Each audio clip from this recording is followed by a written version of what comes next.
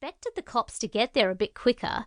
I mean, it wasn't longer than an hour, but it wasn't much quicker than half an hour either. 2 of them arrived first in one car and did the same thing I'd done. Threw up and called for more cops. I'll give them this. They were pretty quick to arrive after they knew it wasn't a hoax. In another 10 minutes, there were more cops on that scene than I thought Hobart actually employed, and sheets of white plastic were hung across the street. Unfortunately, they didn't bother to cover it from my side. If there's no one in the house to see, why bother? "I'm here," I said, fogging up the glass, "and I don't want to see it either." My windows are well hidden behind those slanted shutters, the old-fashioned kind that everyone thinks are fake decorations, and the cops couldn't see me. I could see them, though. Worse, I could still see it, just hanging there, dripping and glistening in the morning sunlight, right where it would have been looking straight into my window if its neck hadn't been snapped, hanging its head over its back. I stopped looking at it and gazed down into the street instead, sitting very still in my usual spot. They might not be able to see me, but I was careful not to let my shadow fall across the shutters anyway. Better safe than dead. That's what Dad used to say.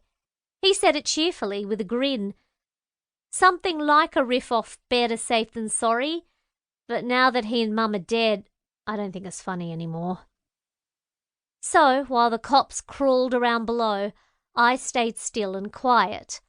I mean, the shutters stop anyone from seeing me from the outside, and even if the cops came inside, they wouldn't be able to get to my room anyway. My room. Oh yeah, I didn't tell you about that, did I? The cops couldn't find me even if they did come inside because it's a secret room, hidden in the top end of the upstairs living room behind a bookcase. That's why I'm alive and my parents are dead. Let me explain. The first floor of our house looks like the others along the street, or the older houses, that is. It has 2 stories, is the same length as the ones either side, and all the windows match up. If there was someone next door, they could see right in through our windows. Ours.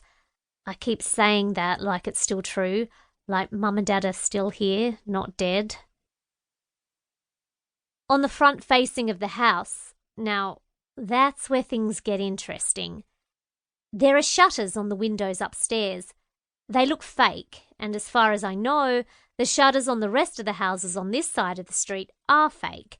You don't get any sun from that direction anyway. But the inside of the house, now that's where it's different from the others in the street. On the other side of those shuttered windows is my room, blocked off from the rest of the house and forgotten. It was already blocked off when we moved in.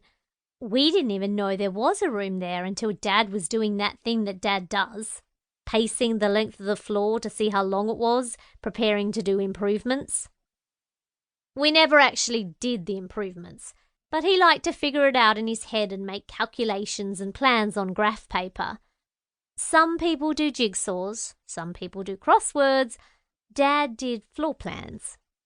It wasn't until he'd paced the floor upstairs 3 times, frowning more each time, then went downstairs and returned, that we found out the upstairs living area was 2 meters shorter than the downstairs. After that, it was just a matter of finding the entrance behind the bookcase. When I first made that long, skinny room my bedroom, we turned the bookcase on its side and formed a makeshift hall of it. It was tiny and cramped, but I didn't care.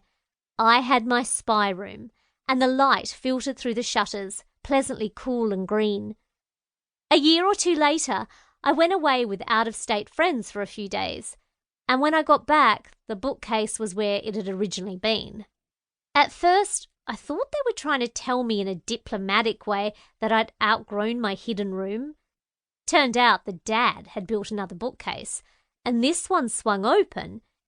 Now I was the proud owner of a secret room behind a secret panel.